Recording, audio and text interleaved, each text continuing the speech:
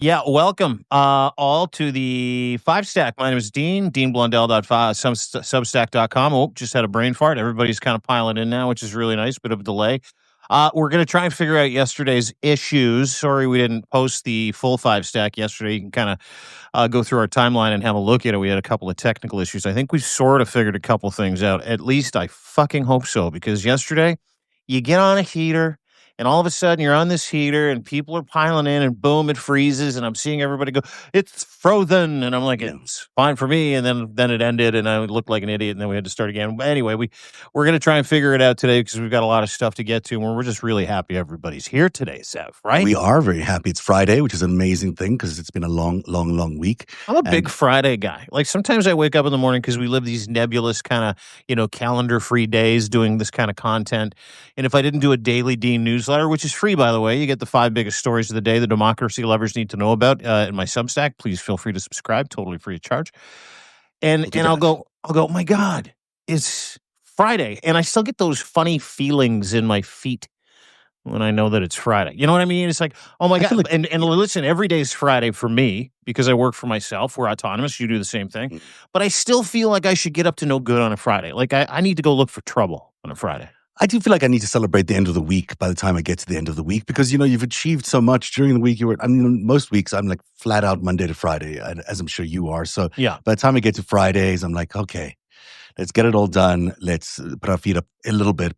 Sometimes it doesn't work out. Sometimes the news just seeps into your Friday nights, into your Saturdays, into your Sundays, you name it. But I try to keep it as preserved as possible. That's the shitty thing about doing this gig. Like, listen, I love it. Like, my lifeblood is showing up to these 3 o'clock 5 stacks. My boy Dimitri's in the house. More beer on Friday than Monday through Thursday. Yeah, you're right, Dimitri. Love that American flag. And we'll show up, and I'm really excited to do this, and really I love it. But like by like 5, 6 o'clock, because we've been going since like get up at like 4 or 5. And it's like a good 12, 13 hours. And then some fucking massive news story will break. Like Kimmel gets fired. And it's like 9 o'clock at night. And I'm like, oh. They do it on purpose. They do it on Fridays. The Friday night news dump is a very deliberate pattern by the White House. They like to do it. So hopefully we'll get away without one in the next couple of hours. But that'd be nice, wouldn't it? It's generally stuff they don't want published is they do it on Friday night because they figured everyone is in the same state of mind as you and I. But some people are still there watching the shop. We will be. Yeah, we are. And a very nice listener, and I apologize. I usually like to get people by the name. Hi, Guy Langevin. Nice to see you. Good to see everybody kind of streaming in here. We've got a couple hundred people that are filtering in to get ready for the 5 stack. We got 5 big stories. Elizabeth, you're my favorite 5 stack. Thank you, but she's apologizing. This young lady just apologized. She says, sorry you have to do all that. No. It's the greatest privilege of my fucking life. Like being able to have a straight pipe into people's emails, to be able to comfort them, warn them, and we're going to talk about a few of those things like the Trump media takeover today. We'll get to Kimmel, get to some really, really disconcerting information about TikTok. Your Greatest Heist series is out. We're also going to talk about free speech, et cetera, et cetera. And now the pushback Ted Cruz has come out against, which is unbelievable, Donald Trump and his mafioso FCC chair, Brendan Carr. But it's the privilege of my life to be able to do this. So please don't apologize. God, Charlotta Jensen from Sweden is in the house. We love you and we're grateful to be here. It is not a burden to be able to kind of be your information Sherpas from time to time. We love it. Especially considering, sorry, I don't mean to cut you off there, but especially considering what's going on now with Kimmel and everybody else. I mean, there are a lot of people who are losing their microphones, their podiums because they simply are not being allowed to by the Trump regime. We're privileged to have these microphones and being able to access you directly and hopefully for a long time. Hopefully that'll maintain itself. But if, as long as it does, it's a total privilege and a real honor to bring you the top 5 stories of the moment. And we begin at number 5. The Trump administration is preparing to classify transgender Americans as violent extremists following Charlie Kirk's murder, with FBI Director Kash Patel telling Congress they're examining the entire spider web of what they're calling gender ideology extremism. 2 national security officials confirmed the FBI will treat trans people as a subset of their new nihilistic violent extremists category, conveniently created to replace Biden's classification that covered January the 6th rioters. The administration is exploiting Kirk's death, obviously, even though the shooter's connections to trans issues was merely that his lover was transgender. And even all of that is not really proven yet. There's so many questions about the shooter and what his motives were. It's too early to really qualify it. But that is the word on the street, that they are intending to classify trans people as extremists. Yeah, they're looking to get a bill. They want a designation for, quote, trans ideology-inspired violent extremism. TIVE, T-I-V-E. It's got an acronym already. I went through this today because they put out the Oversight Project and the Heritage Foundation. Of course, it came from the fucking Heritage Foundation, which is fucking, they own the Daily Signal. Donald Trump owns the board. Donald Trump owns the Heritage Foundation. These are hard right. Russia actually owns the Heritage Foundation. Yes, they do. Yeah, they filter a ton of money into the Heritage Foundation. And the goal is to make America look like Russia. The goal is to, completely destroy the idea that it's an accepting, hopeful country for people who are LGBTQIA. Not going to do the rest of the acronym because I don't know it. Let's just go with LGBTQ community and specifically the trans community. Now, the weaponization of the death of Charlie Kirk will go down as one of the most incredibly unbelievable psyops ever conducted on the American fucking people. Because not only are they using Charlie Kirk's memory, having a day of remembrance, National Day of Mourning, October 14th, by the way, they've designated that day. Not only are they using the memory of Charlie Kirk to end free speech in America and end free press and to consolidate media, we'll get to that in just a minute as well. They're also using the shooter's alleged boyfriend who is trans to frame the entire fucking, by the way, who did nothing wrong. Just sat on the other, if you're to believe the FBI narrative, sat on the other end of some texts and is cooperating with the police. So what they're doing, this gentleman was not trans, by the way, Tyler Robinson. What they're doing is they're connecting with the loosest of chains, a bill that tells the world and makes it illegal to be trans, makes you a fucking terrorist if you're trans by the very definition of the bill that has been introduced by a hard right, super mega fucking evangelical Christian cult lobby group named the Heritage Foundation and the GOP's Oversight Committee to force trans people into a small cup. Keep in mind, this is 0.02% of the fucking American population, a tiny little cup of people who you just get to call terrorists because of their sexual or gender identification preferences. That is the best explanation I can give you. And that, my friends, is fascism, that is authoritarianism, and that is a theocratic dictatorship at work to go and hurt, marginalize, and destroy the trans community in the United States of America. You're so right to point out that there's no evidence linking, really, this guy to being a trans person or anything else like that. There is some evidence, or so the police claim, that the mother of this person said that he had been drifting leftwards in his ideology and had become more pro-LGBTQ, but that's the only evidence we have. This, supposed text exchange between him and his boyfriend / alleged boyfriend looks completely made up. I mean, when you really read it, it does not look like it's really strong, real evidence. It looks like it's a fits an incredible narrative that they started prior to the actual shooting. Yeah. And don't forget, we were looking, for this before. We know, it was a few weeks ago, you and I were pointing out that there was another shooting and that suspect was transgender. And I said, well, this fits into their narrative that they've been trying to build for years. So we've been looking for them to be doing this. So it's bizarre. And the likelihood of it actually being the thing that they were looking for is so strange that it just makes me question the entire thesis that they've put out there about who Tyler Robinson is. And I think everyone needs to be able to really start questioning whether you can rely on the FBI or you can rely on Kash Patel or Dan Bongino to give you anything legitimate. They're not providing you with real factual information. I don't believe it. I don't believe that indictment or whatever it was called is is actually possible. I don't think that that's possibly the reality until we've seen the text messages themselves with the metadata of when they were sent from the phones that they allegedly said they were sent from. Until then, we've basically got someone who came up with a dialogue that fits a narrative that they wanted to pursue. And that's all the evidence we have, because as far as I know, Tyler Robinson has not spoken yet. He's not cooperating with police. He's not telling them what he knows. That's what they're saying, that he's not cooperating with police. And out of that non-cooperation, what you're getting is a fire hose of information and supposition, not even information that you cannot prove. At all. We can't prove with any metadata that the readout of the text were real. We can't prove with any sort of certainty that he was doing this because of Charlie Kirk's anti-trans views, because in the actual exchange with no metadata, it just says, I just hate how much how he spreads hatred around the world, effectively is what he said. Had nothing to do with being trans. And the interesting part of that whole thing, that, to your point, and I go back to this all the time, show me. They tried to, and if you think about it, they haven't shown you anything. Number one, they haven't shown you a thing. But they're telling you with no uncertain terms, these were the texts, this was his motive, this is why he did it, right? And let's talk about the narrative that this fits into beautifully.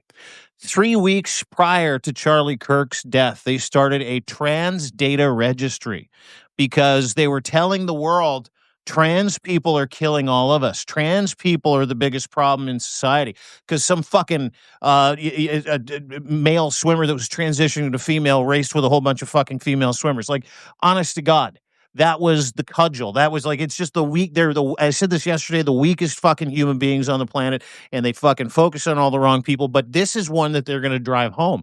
And the reason why it presents just another them that everybody can point to, because of their anti-trans rhetoric, they're now trying to frame the entire trans community as a terrorist organization who are out to kill everybody involved in MAGA.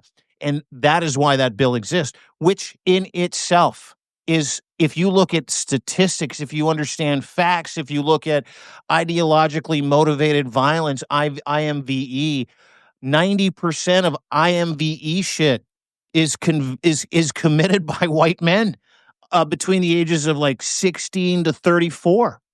Usually incredibly. So where is that fucking bill? Yeah. Like, where is that fucking bill? To your point.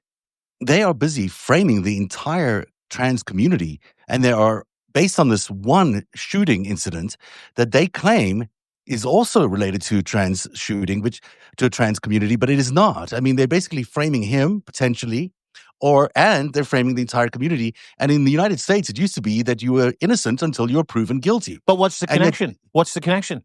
The connection is that this shooter, alleged shooter, Tyler Robinson, his roommate was trans. That is the fucking connection? And that they had some sort of romantic relationship. Well, let me break it to everybody that there are many instances where people might sleep with each other, which does not necessarily make them either trans or gay or,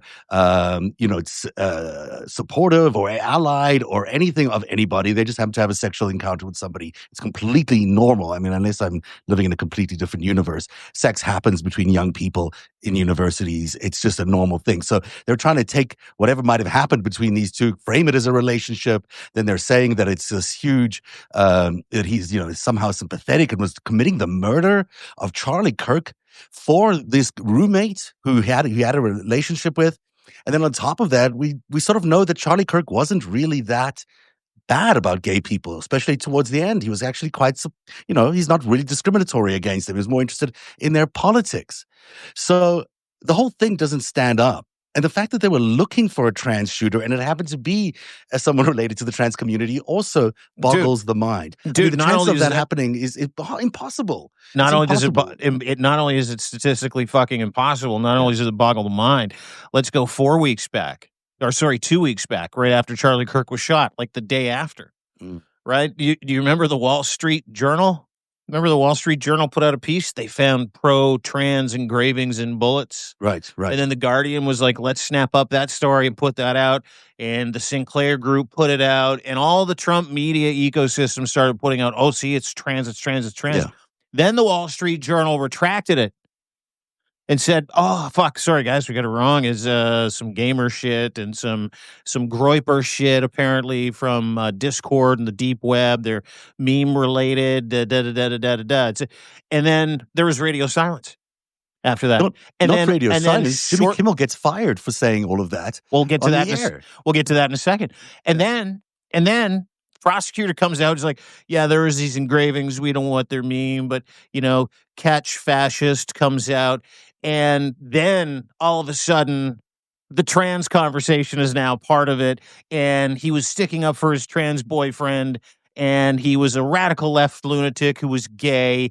And now we have to have a bill called TIVE that labels every trans person a fucking terrorist. Are you fucking kidding me? Can you not see the writing on the wall and the work and the fucking psyop that went in to this very thing? So now we have to question absolutely every goddamn fucking thing associated with anybody who is trying this case, who is presenting evidence in this case, in the murder of Charlie Kirk. And the family and the suspect themselves. Who knows if they were paid to do this? I mean, it seems like there's a real possibility, if they're willing to accept all this evidence, which they're putting into this document as being real and theirs and valid from their phones, then there's a real possibility that they have been paid off to do this. I mean, the whole thing is just...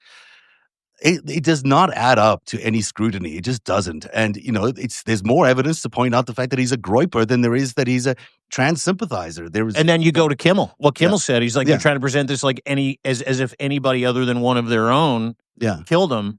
And ABC fucking fires him for it. And now Kimmel's at his lawyer's office this afternoon readying a $2 billion lawsuit against ABC and Which Disney. I hope he actually goes through with, because I think they'll find out that he was telling the truth. That there was a real possibility that this shooter, was one of their own. That he grew up. There's in a supplementary investigation with that lawsuit, which will have to prove out what he is saying, and that's the difference. Jimmy's not suing ABC and Disney to get his fucking job back.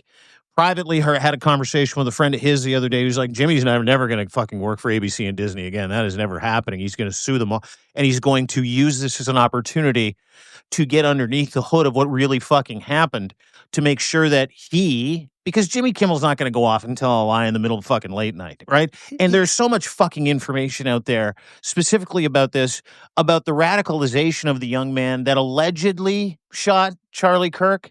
Yeah. So, this is going to be an epic battle, but a battle that has the ability to do to Trump what the Epstein files are doing to Trump, which is, a civil fight, a civic fight, a fight for the truth that has nothing to do with why he got fired, has everything to do with, okay, fucking show me.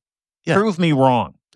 And what they're doing, and we'll get to Kimmel later on, so maybe we should do him next, but this whole notion, let's do Kimmel next, because there's this notion that they set him up. They basically, this was a hit job on Jimmy Kimmel. And in fact, it does seem like that's exactly what happened. I'm just going to fast forward here to the Kimmel part here.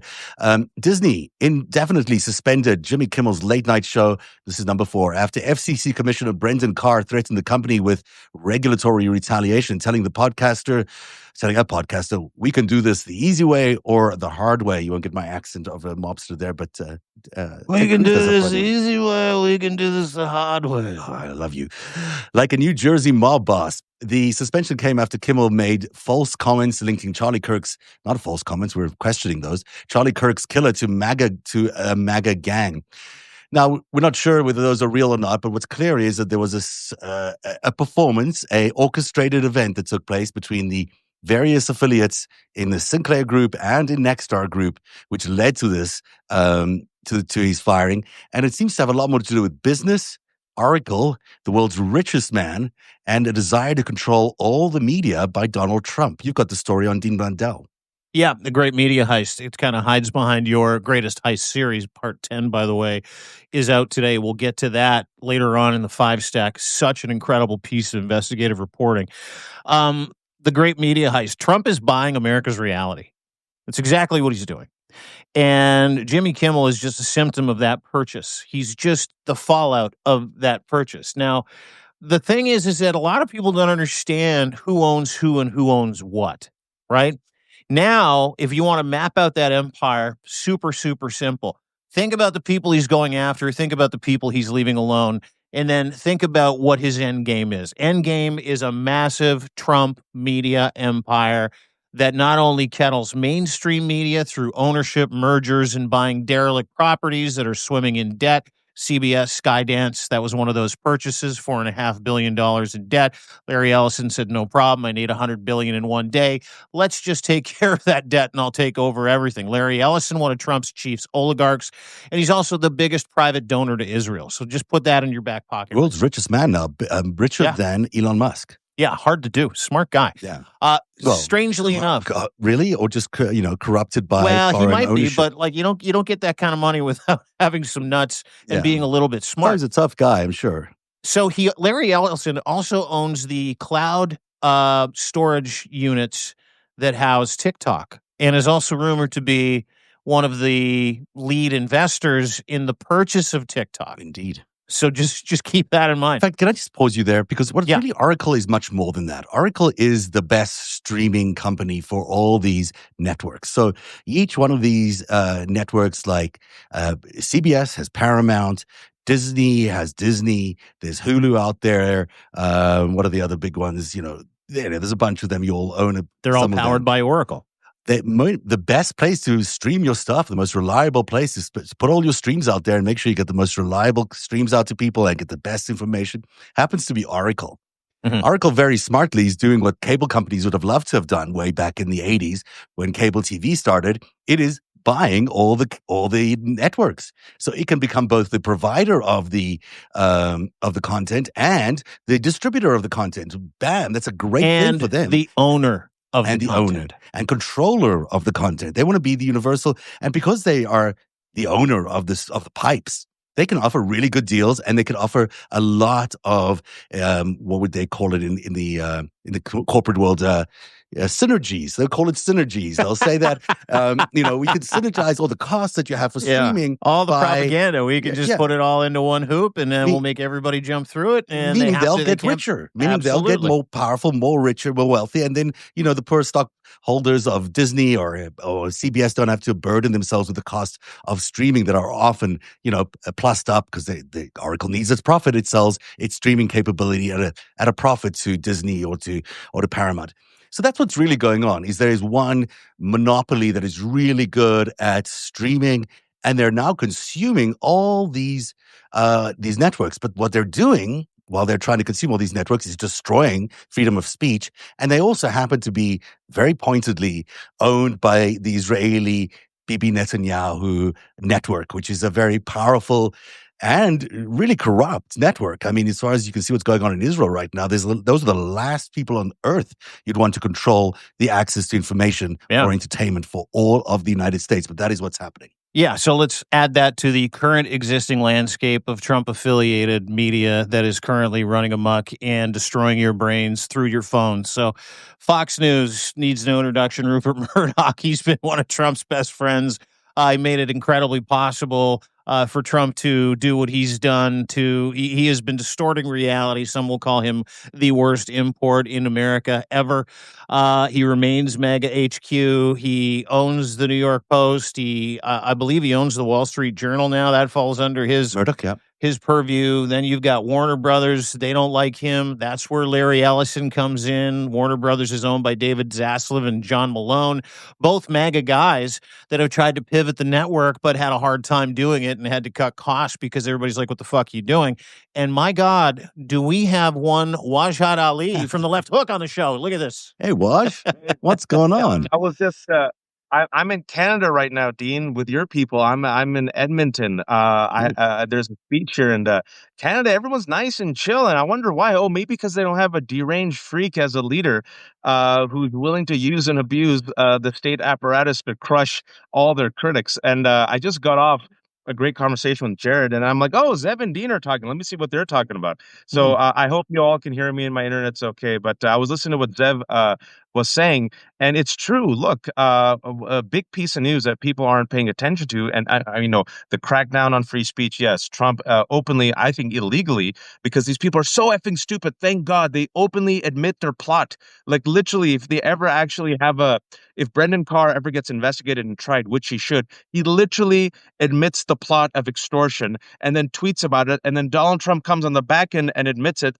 Exquisite. But another thing that's happening that I think Zev was talking about, what I caught, is the billionaires, the Broligarchy. Yeah. This is the billionaires drinking up all of our milkshake, right? This is on the back end in order to make the merger work between Sinclair and Tenga, where they, instead of controlling 30% of local affiliates, they're going to control 80% of local affiliates. They did extortion and they said, okay, we'll give Donald Trump, our king, his tribute, the quid pro quo. You want the scalp of Kimmel? Here you go. Please, FCC, make sure this merger goes through. And the FCC says, okay, you did the right thing. The merger will go through. This just happened with Paramount and Skydance. I think what Zev was talking about, right? That's why they gave the bribe to Donald Trump, $16 million plus the scalp of Colbert. Will you make this merger go through? He goes, okay, we'll make the merger go through. And David Ellison, Nepo baby, is now in charge of Paramount. And for those who don't know, I'm sorry, I'm jumping in late. If this is, you've already talked about this. No, you're crushing it, dude. You're picking up right where we were going. So good work. Yeah. David Ellison, the Nepo baby, is the son of Larry Ellison. As Zev was saying, and this is important, right? I'm not conspiracy theorist, but we have to know. Larry Ellison is the wealthiest Zionist in the world. Hard right, pro-Israel, Trumper. David Ellison, Trumper, right? There's a reason why David Ellison, once he bought CBS, the running CBS, why is he overpaying Barry Weiss's free press $200 million? Like literally everyone's like, what? Maybe you could buy her for 20 million. So he's literally gifting her, bringing her on allegedly to run CBS News to basically give cover for Israel's genocide and to crush the woke. That's literally what's happening. David Ellison's father, Larry Ellison, one of the richest people on earth, now has made the bid, as Zev was saying, for TikTok, and also is making the bid for Warner Discovery. So those who don't know how monopolies work, this is what it's going to mean. They're going to take all your milkshake. It's going to be David Ellison and Larry Ellison.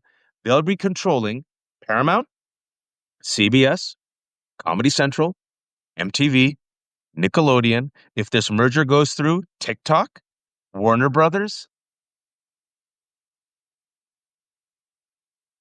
And then it gets cut off. Well, you got cut off. I'm not sure if it's the Canadians or the Americans, Waj, but I'll complete the list for you if you can rejoin us. Can you rejoin us? It was CNN. It's pity you got cut off there. Hopefully, you'll rejoin us in a minute now. But it's true. This is what's going on. You include CNN in that list that he was putting up. There he is. There's Waj. There you go. We lost you at CNN, Waj. All right. And CNN. Yeah. Sorry, continue. Zev, take it away. My internet. No. I was just filling in the blanks for you. No, go ahead. You stopped at CNN, and then you got to keep going down the list.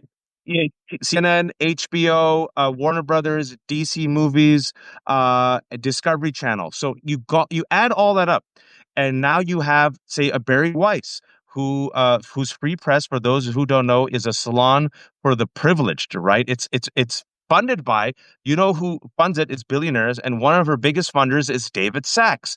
David Sachs is part of the crypto czar. Sachs is the czar of AI and crypto, but not only that, not only is he Trump czar of AI and crypto, David Sachs is part of the PayPal mafia. Mm-hmm. David Sachs, Peter Thiel, and Elon Musk are part of the PayPal mafia, and also a hardcore Zionist. And he's the one who is in the ear of Barry Weiss, one of the major funders. So it's right there, folks. Just connect the dots, Steven Zev. By the way, David Sachs also born in South Africa, left South Africa when he was young at 4, but has always regretted the end of apartheid. He's a real apartheid believer amongst the other South African-related PayPal mafia guys, Peter Thiel and Elon Musk. There's a whole lot of apartheid-loving folk in that group. And David Sachs is one of those people, even though he lived in Tennessee for most of his life, or I think Tennessee for most of his life. But your point about Barry Weiss, absolutely, she's the most unbelievably poor choice for a president of CBS News, and the fact that they're actually buying her enterprise, which, as you point out, is nowhere near $200 million, but that they're paying anything like that to her is just a sign that she is willing to sell out, but she's got a very high price, and that was the price, $200 million.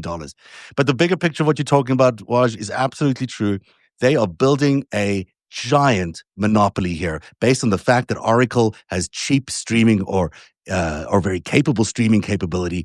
They're going to consume every single major conglomerate that controls media right now, including Disney, including Paramount. They've already done that, and WB and CNN and HBO, everything that falls into that. They're going to consume it all. They're going to control the pipes. They're going to control the content.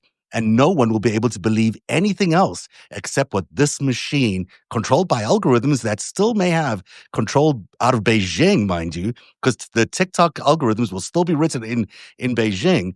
And there you'll go. The entire American broadcast sphere will be controlled by Chinese influence and Israeli influence via this giant monopoly that will be Oracle. And, the fascinating part here is that for a lot of people that look at a firing of Jimmy Kimmel or the 6-month firing of Stephen Colbert or the gaslighting of an entire nation when it comes to mergers and acquisitions, or Donald Trump sitting on Air Force One the other day going, yeah, well, they say bad things about Trump. I think they should lose their license. What you don't understand is the backstory of what we're talking about, which is this isn't just an attempt to silence his critics.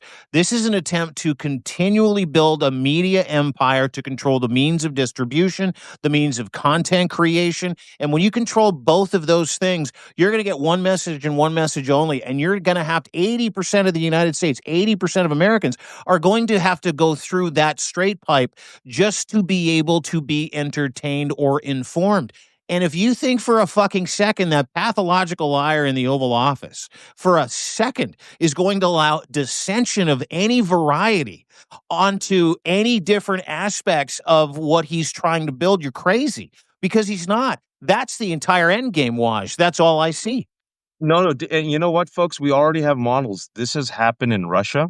This is happening in Hungary. This is happening in India. This is happening in Turkey. The strong man gets all his rich friends to gobble up all the resources. The oligarchy controls everything. Yep. State message, one message. Don't believe the evidence of your eyes and ear. Only believe what Big Brother tells you. Just look at Russia. The model has been perfected in Russia, in Hungary, also in Turkey, also in India. It's the same exact thing that's happening here. And furthermore, you made a good point, Dean, where the reason why you're seeing some people like Barry Weiss, finally, Barry Weiss of the Free Press actually stood up for the Free Press yesterday in her tweet, and Rupert Murdoch's Wall Street Journal also cracked down and took a critique of what they did with Kimmel, and also Tucker Carlson did, because they're not stupid. They know that Donald Trump is extremely vindictive and extremely fickle. They remember Liz Cheney used to be a supporter for Donald Trump until she was, and then he imagined her facing a military tribunal. They remember Mike Pence running for his life on January 6th, right? And right now, there's 3 fissure points within Republican Party, which the genies have escaped. The monster has escaped the lab. Epstein, they can't control the narrative on Epstein. The shooting and the texts and the FBI cover-up. I've been watching, Zev, I wanted to talk to you about this next week when I come back, because like you, I've been a masochist and watching Candace Owens just to see the fissures in MAGA, folks. It's wild. It's wild. Good, though. I mean, she's got a point. She's got some points that are very valid. To quote Ken Watanabe from Godzilla, let them fight. And so Epstein is one. They can't put the genie in the bottle. They cannot put this FBI, what they call a cover-up, bottle. They can't. It's done. Candace Owens, Cat Turd, Mike Savage, all these people are like, I don't buy it. And then the third one is Israel. Third one's Israel. You see Tucker Carlson, Marjorie Taylor Greene, about a third of MAGA says we're done with the genocide, America first, right? So what do you think is going to happen? They realize if you let Donald Trump get away with this and crush anyone who doesn't say anything that he likes, oh shit, they're going to come after me. And the analogy I want to give to people, because it's just my excuse to bring up this analogy because it's a great movie. Daniel Day-Lewis in this movie, There Will Be Blood. My favorite movie of all time, by the way, easily. You know it. He explains to Paul Dano's character why he was able to win. And he explains capitalism. He explains American capitalism in the most beautiful way. I took a straw and I went into your milkshake and I drank all your milkshake. And now I have all the milkshake and you have no more milkshake. I drink it up. Yes, it is. I drink it up. It is exactly what's going on. Yeah, that's exactly what happened. Listen, it is. The wild part to me, Waj and Zev, the wild part to me is, as someone who came from mainstream media, Waj, you came from mainstream media, Zev, you came from mainstream media, you understand that you don't work for the free press. If you know what the conversations Work for the are, that your boss. You your work for the boss, guy in charge. you work for the boss, and you also serve at the pleasure of that boss's executive relationships. I got fired from a gig, 10, 12 years ago, doing a morning show in Toronto. Zev, you're very familiar with it. And the reason why I got fired is because I mocked a gay rapist. And what happened was a whole bunch of people in the gay community came after me. I got a note after. They're like, "We got you. Don't ever fuck with us," and stuff like that. I'm like, "Ah, you got me. You totally got me. You painted me as anti-gay and stuff like that." But the conversations that I had with my bosses were like, "You have destroyed this relationship with this Politico. You have upset the balance when it comes to PR around our shareholders." It was all about money and reputation and who I pissed off. And they said to me point blank in my exit interview, which was really, really funny, by the way, I wouldn't come down. They're like, "Come down and we'll do this on the in person." I'm like, "I'm not spending gas money for this. Like, you can just fire me on the phone." And so I get on the phone and they're like, "Okay, so you've really upset the board." And the board is really pissed off because they don't want to go through a legal dance that they have to protect what you said.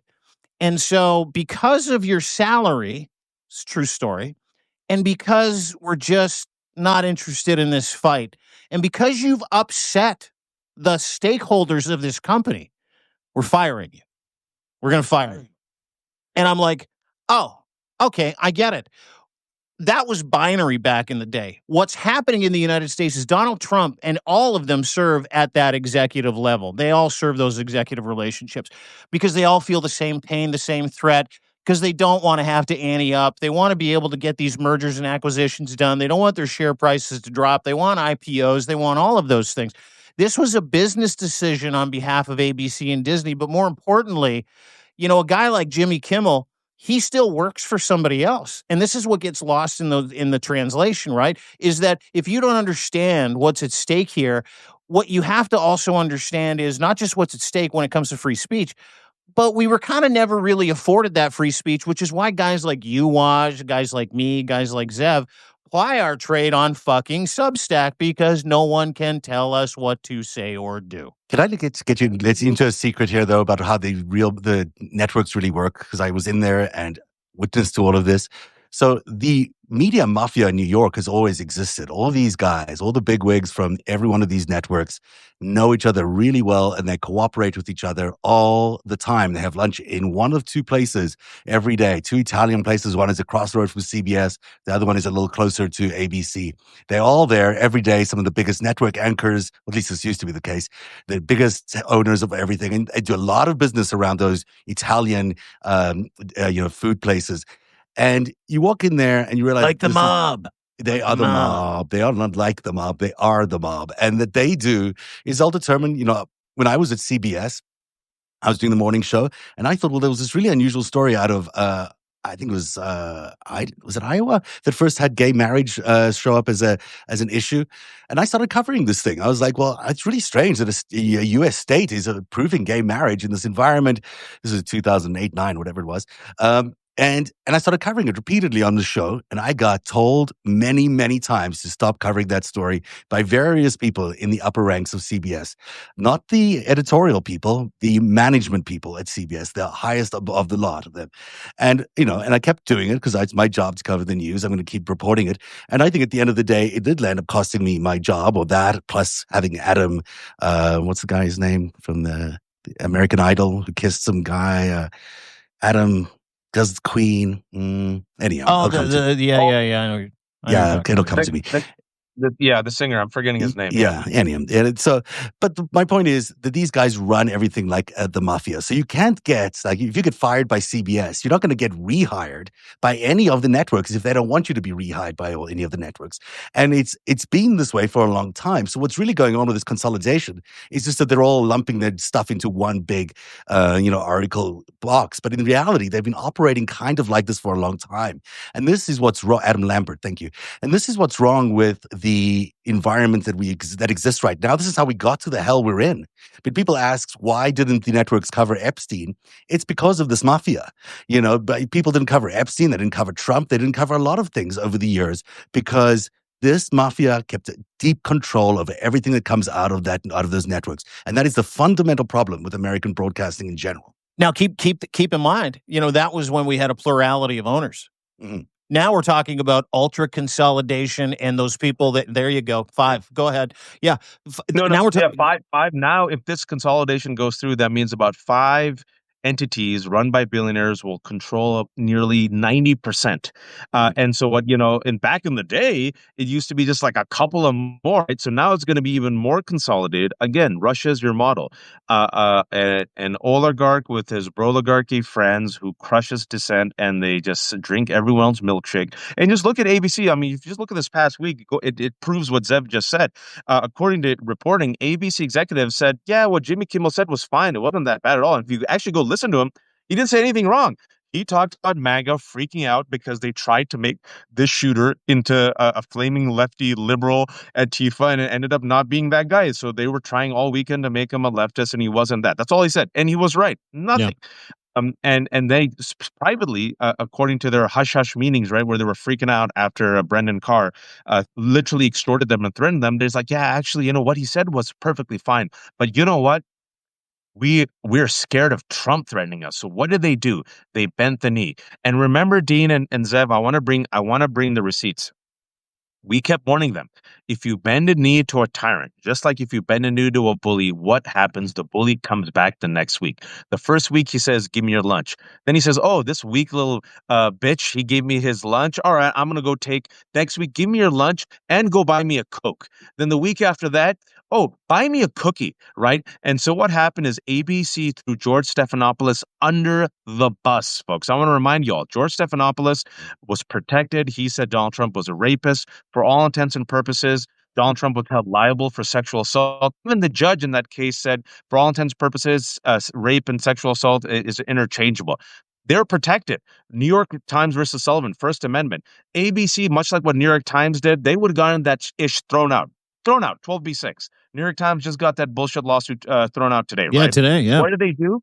They chose to give Donald Trump money. Oh, if we give him money, we'll be safe. Then a couple of days ago, if you all remember, I think it was 3 days ago now, Jonathan Carl of ABC, the most centrist, milquetoast, establishment guy, asking him a simple question about Pam Bondi and hate speech. And Trump says, well, you got hate speech. ABC is hate speech. ABC gave me millions of dollars. You're hate speech. Maybe I'll go after you, right? And then AB bends the knee again. CBS bent the knee, right? All Washington Post gets rid of Karen Attiah, bent the knee. For no reason, Matthew Dowd was right.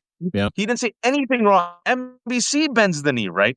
Yep. And so my whole take on this, do you feel safer? Do you feel that you're protected? I give you Qatar. Qatar gives them $400 million jet. If we give this mother effer a $400 million jet, surely we'll be safe. And Israel does hold my Diet Coke and bombs Qatar, which has the biggest U.S. base. And then literally, Donald Trump is like, oh, they did it without us. Oh, never mind, they did it with us. Oh, and the Qatar's pissed. Yeah. So, I mean, it just goes to show you in real time, folks, they don't care. And I think you made a good point, Dean, is they don't care. If they fired you because they really cared about gay people, okay. But it's like the NFL and racism. But at the same time, let's do a tribute to Charlie Kirk, who said black people were better off. And they don't give a shit about African American History Month, Pride Month, Muslims, immigrants. It's all about the dollar, Dean. Yeah, that's all it is. Yeah, and you know what? Rupert Murdoch, I got about 7% left on my phone, so we might have to wrap it up soon. Rupert Murdoch said it best, and I think that encapsulates what Donald Trump is trying to do in conglomerating and aggregating 80 to 90% of the means of distribution and content creation in the United States. The truth isn't always black and white. Sometimes it's green. And listen, we can be angry about it, but give credit where credit's due. Donald Trump has harangued and corralled the Broligarchy, every major social media enterprise, every major media company in the United States, and the ones that aren't are bleeding out, and they are currently being gobbled up by guys like Ellison. And the game is here, like it's on. The idea that this is anything other than, post Joseph Goebbels given the green light to go ahead and nationalize every single media enterprise in Germany back in the 30s and 40s is crazy, because that's what's happening. It's the same playbook. Orban did it. Go after their money, go after their donors, go after their people, label them as terrorists. That's the importance of the Antifa designation. Any support, any dissension. And Donald Trump, and I go back to this all the time, and I haven't written about it because it just was stunning, and I'm like, there's enough people talking about it. Air Force One the other day. Do you think that people should be put in jail or licenses should be fucking pulled for negative reporting on you? He said yes. He said yes. He believes it. The one thing, just before we go, I think it's really important that people realize that Oracle has the pipes. The reason that Oracle is buying everything is because they're the best streamers in the world. And we have always had a rule in the world of broadcasting that you don't let the distributors of the content own the content. You separate those two. You can't have the people who own the distribution mechanism also be the owners of all the networks. It's the height of monopolistic thinking. It's terrible for diversity of thinking. It's terrible for free speech. And it's terrible for the consumer because they're not getting any real choice. At the end of the day, whatever Oracle wants will be what they pass on, including the cost of whatever it is they decide to consumers. So, that's a really important point. If Democrats are looking for a play, focus on that. Separate the pipes from the content creators. And I just want to say about Waj, Ali, and about you, Dean, everyone should be subscribing to your fantastic Substacks, because both of them are bar none, some of the best content out there. And Waj, I don't know how you do the amount of hours that you do every day, but it is a pleasure to watch every time you're on. You're so knowledgeable. Please tell me the answer to that is stimulants. No, I've never drank alcohol in my life. I don't do drugs. This is just, can you imagine if I actually drank and did drugs? My God. Oh my gosh, days. It'll be like the marathon. It'll be endless watch for 6 days in a row. And I don't have ADHD either. I promise. People are like, well, I just think, I care. That's my problem. I care. And I perhaps work a lot. And I feel like, let me put it this way. I feel like we have the numbers. The way to fight back is we have the numbers. They don't have the numbers. We have the numbers. And what Zev said, the winning message, it's right there for the Democrats. If they weren't such cowards, it's us versus the 1%, the many versus the 1%, the majority versus the elites, the 99% versus the billionaires. We will fight for the people. We will make America affordable again. We will take on the billionaires. Whoever grabs that message, Zev and Dean, will literally become the next president of the United States of America. And finally, I will say, you have a choice, folks. These people, Zev knows them, I know them, Dean knows them. We've all worked in these circles, whether it's in Canada or New York, we know them. You know what they love more than anything else? Money. The color green trumps the color white. Green. If you cancel Hulu, Disney, if you stop watching, these folks will dance on a dime and turn, folks. So don't support them. Do buy-ins to good organizations and do buyouts. I'm telling you, the CEO of Target, after 11 years, was forced to resign because all the people said, oh, you don't want black and brown business? F you, Target. We'll go to Costco. And then guess what? Now they're like, oh, shit, what do we do? Because foot traffic has gone down and the CEO left. And so just for the people who are truth tellers, we try our best to be honest. Everything is free on the left hook. Subscribe to Dean, subscribe to Zev. If you have a few bucks, give it to Dean and Zev. If there's a couple bucks left over, give it to me because I have 800 kids. And let's actually buy Dean a friggin' phone charger, for the love of God. I am about to send you the Amazon link. I won't pay for it, but I'm going to send you the link. Someone just send him $10 right now. Let him buy a phone charger. You need it, man. Listen, buddy, enjoy Canada. I hope that the vibe up here is much needed medicine for you, my friend. Yes. No, thank you. It's awesome, man. Thank you all. Take care, everyone. Cheers, Talk to you soon. Waj Ali, the left hook. Give him a sub. From Edmonton. Wow. Yeah. Hey, he's in Edmonton doing a feature. I don't know what kind of feature he's doing. He didn't expound on it. It's got to be going to be secretive. I wonder what it's all Is he an about. actor? Is he an actor? Did we know him as an actor? I don't know, man. It might be a news feature, but listen, I co-sign everything that man just said. It was funny, you know. I saw him come in the room, and I'm like, let's bring Waj on because we had a 5-stack, but we were in the meat of probably the most important story you need to be aware of, which is the consolidation of the reality that you live in, and the effort for Donald Trump to legitimately completely collapse the information ecosystem in the United States to a propaganda straight pipe that goes right into your phone and your brain. You have to be aware, America, and it's never been more important. And I say this to end and I'm not going to apologize for it, to support, subscribe, and share. Support, subscribe, share. Content like this, content like Waj, Midas, Zev's greatest heist series, which is absolutely fantastic. You've got I believe episode number 10, which talks about how legitimately you have to go read it. You sent it to me prior to coming on, and I'm like, oh my God, he literally was just a Russian money launderer. That's all he was a Donald Russian Trump did. money launderer, and then the bombshell that's buried in there is that, you know, Jeffrey Epstein knew Ghislaine Maxwell when she was a teenager. When she was 13 or 15, that's when he met Robert Maxwell, not 1990, 15 years later, which is what she claims. I didn't know it was 15 years earlier. So what does that do to that whole narrative? Well, it changes everything, and you can read all about it on The Greatest Heist. Yeah. I encourage everybody to do it. Every single one of those episodes has been absolutely not just enlightening, but aha moments that I've had reading your content. And please feel free to come and subscribe to my channel as well. We've got 50% off for the rest of the month. Your support is incredible. It keeps us moving forward. It keeps us going. It keeps us, keeping on. And I say this all the time. Doesn't matter where we are. We're all going through this with you. You know, yesterday, the U.S. ambassador to Canada, MAGA operative cosplaying as an ambassador, Pete Hoekstra, you know what he said? I'll tell you what he said, and I'll end with this. I'm disappointed that I'm here in Canada. Like, he's disappointed he came. And then he blamed the trade war on Canada, called us all anti-Canadians, and sneered at us for saying we had anti-American, sneered at us for having an issue with what's going on in the United States. This is the greatest compliment ever paid to us by any dumb maggot like Pete Hoekstra, who is a far-right operative pretending to be an ambassador in Holland who fucking got summarily kicked out. So he's now applying his trade here. This is why we do what we do. We do this so that we can push back. We do this so we can inform. We do this so we can affirm. But more importantly, we do this because nobody else that has control of licenses and massive platforms and television stations will. So really grateful that we could be here with you all today. We'll be back on Monday with the 5-stack at 3:00.